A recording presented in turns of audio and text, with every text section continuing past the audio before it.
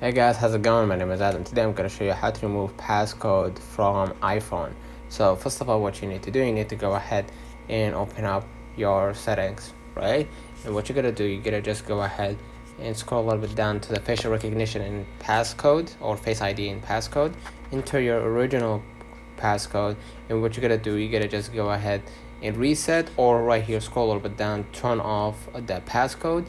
And basically what you're gonna do, you're gonna confirm via facial recognition, and then basically you're gonna follow along the on-screen prompts to actually remove that to remove that feature. So let me know in the comments if this video helped you. Don't forget to like and subscribe, turn on the notification bell to receive every video we upload.